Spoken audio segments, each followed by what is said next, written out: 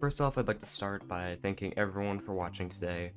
I'm going to be going over why I believe that ZardPult, specifically with the Max Belt, is so strong in this Black Bolt White Flare format. I'm only going to be going over really basic matchups today, but if you all end up showing interest in this specific format, then I'll gladly make another video going more in depth into very specific matchups. But in this, I'll be covering the different lists that are currently popular, the list that I'm currently running, and why I believe that it is the play for Pittsburgh coming up soon. So I'll start by going over each attacker individually, starting with obviously Dragapult. It is just a really good attacker generally versus big decks like Raging Bolt, where you're able to set up 4 prize turns very quickly and very easily, especially with the Charizard being able to accelerate energy so quickly. You're able to chain your Dragapult attacks very easily, while decks like Pure Bolt might have issues doing it back-to-back.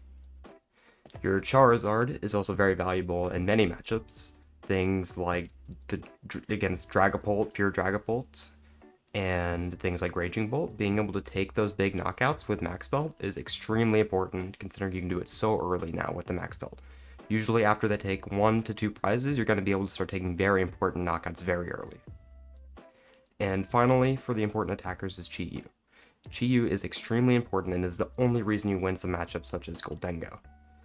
The card is also valuable into things like Ogre Bucks or into Raging Bolt, because having the option to go behind on prizes and then counter catcher up a Teal Mass Ogerpon and one-shot it, while having only 1 prize board state, can very easily win you so many games. Second off, the deck by itself already has its own draw engine set up. Having Drakloak as your evolving Pokemon for your Dragapult already, that you're getting into play on your second turn using Team Evolution, you're always going to have that draw 2, draw 4 every turn just with your Drakloak setup. And against many matchups, you're able to aggressively Nest Ball for Fezandipiti and bench it, since usually you already have 2 prizes that you're okay with them taking every single turn. So then you're getting 3 cards on top of that every single turn on top of your usually 2 Drakloaks every turn. The deck's also strong just because its core attackers are so, well matched with each other.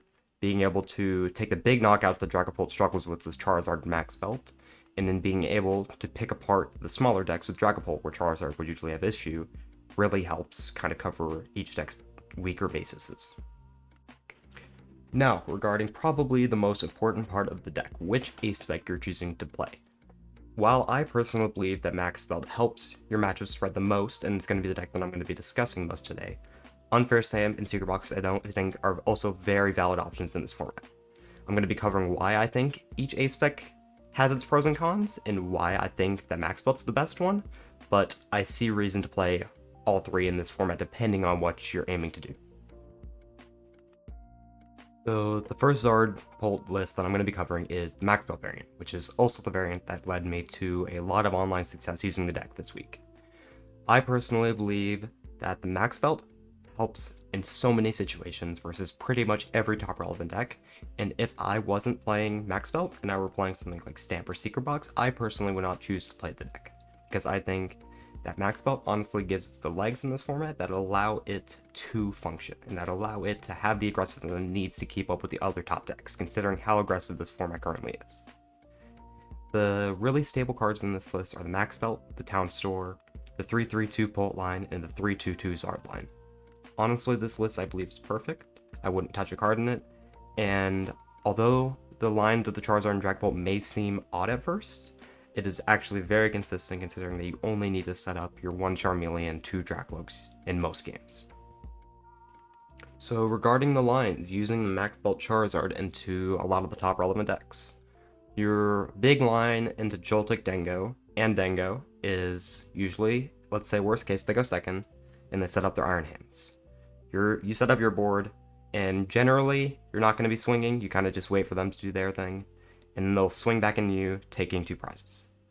What you'll usually do in response is setting up your Charizard with a Max Belt and a Chi-Yu on the bench with 2 energies, making sure to only leave the 1-2 prizer on board. Returning a knockout on the Iron Hands, going down to 4 prizes. After this, they're forced to knock out with a Goldengo, return KOing your Charizard. At this point, you can bench another Charmander and knock out their active Goldengo with Chi-Yu, and at this point, they are forced to take the one prize knockout, so they'll go down to one prize, and then you're able to one-shot whatever is inactive with your bench Charizard. And versus Goldengo, this whole thing just becomes a lot easier because they're forced to take one prize instead of two since they don't have the option to Iron Hands, and then after that point, you can just Charizard, Max Belt, or Chi-Yu, knock out the Goldengo, and then just do that for every single turn, for every turn until you win. And you're pretty much always going to be 2-2-2ing them quicker than they can. Dragapult and Pult Noir are two very difficult matchups to navigate. Both going first and second, whichever one, they will usually be putting you on a Badoo lock right after your first turn of setting up. So you really only get your one turn of items either going first or second. Ideally, you're going second, getting your Evo off, getting your Charmeleon and your Drakloak, and then so you can kind of have a setup engine going. After that point, once they Badoo, you can Combustion with Charmeleon for only one energy to one-shot their Badoo in return, taking one prize.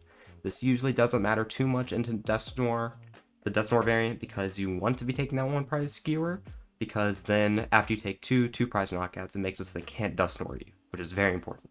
And versus Pure Pult, since they're such a slow deck, once you have your attacker inactive, usually it's really hard for them to try and stall you, so you can just keep taking knockouts every turn. Versus Pure Pult, you're going to be able to 2-2-2 them every turn using a combination of either Dragapult and Munkidori, or just using Charizard Max Belt Swing every single turn. And versus Pure Pult, you're doing pretty much the same thing. It just becomes a little more awkward because sometimes they get that really early combo turn where they Dust Noir your Charizard, punch it for 200 and kill the bench Pokemon. But that happens so rarely, and usually at that point, you have enough established where you're able to just promote another Charizard and kill the Dragapult back with Max Belt. So the matchup in general, I would consider favored, but it's definitely a matchup that I find worth practicing the most. So, versus Turbo decks, which is probably a huge majority of our meta right now. And the fact that you have almost an auto win into every single Turbo deck right now is a great thing. Pretty much every Turbo deck right now is forced to take a one prize knockout. You set up your board of just one prizers, usually 2 Charmander, 2 Dreepy, and another Pokemon, sometimes Cleffa if you need to draw, and then setting up with your TM evolution. Once they take a one prize knockout versus any of these Turbo decks, you're going to be able to counter catcher and either knock out with Charizard, Max Belt, Dragapult, knock out a 2 prizer and set up for a 4 prize turn, or just simply kill the active and take 2 prizes. What's important is that you stay on your 2-2-2 line versus these decks. So you want to make sure that you leave your only one prize board state until they take a knockout. This is very vital versus these decks, because if they're able to take the 2 prize knockout, any of these decks will be able to outprize trade you very easily. So being able to slowly just TM Evolution or Cleffa to set up your board while they're having to figure out what they're going to do, and then once they take the knockout, if they're taking their time, then you can just counter catch and knock out whatever's on bench. ZardPult with Stamp. This build I'm not going to be covering the matchups for, as it's something that I feel like every game's going to go differently just because of how much variance Stamp has as a card.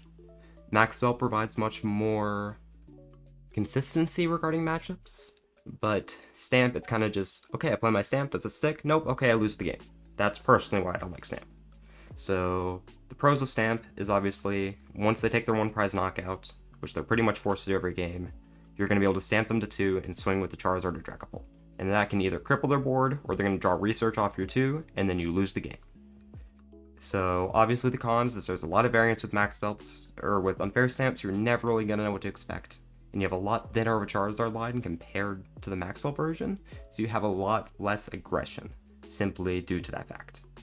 The staple cards of this list are the thicker Dragapult line, the Unfair Stamp, and at least one Jamming Tower. While I'm personally on 2, because I think the card's crazy right now, most lists are on just 1. And the last build that's been doing well online recently, that's just recently popped up, is the Secret Box build. Secret Box allows you to Arven for at turn 1 to completely set up your board with things like Artisan, TM Evolution, Buddy Poffin, and a supporter for the following turn. This pretty much guarantees to set up your board on the first turn as long as you hit either your Secret Box or Arven, and you have such a thick supporter line that you're pretty much always going to be getting this as long as it isn't prize. The issue with the Secret Box is that you don't have any disruption that you do with the Stamp, and you don't have any of the extremely aggressive knockouts they do because of the belt. So you're pretty much trading all of your extra options with your Ace Spec for having this extra consistency. So this is pretty much, you choose whichever one you personally prefer. I think the deck by itself is already consistent enough where the secret box isn't needed, but I definitely see the value in having it. Although personally, I do like having either Disruption or early knockouts over the secret box. And that'll do it for today. Like I said, I didn't go too in-depth into the unfair stamp and secret box builds, because I do believe that the Maximum Belt version is so superior to the other builds that I think that you should only be trying out this Maximum Belt build. I'll leave the link to all of the decks in the description, and I highly recommend giving the Maximum Belt deck a try in this Black Bolt White Flare format, because its matchup spread is so crazy right now. I guarantee you that you'll see success with it. Thank you, and I hope to see you around.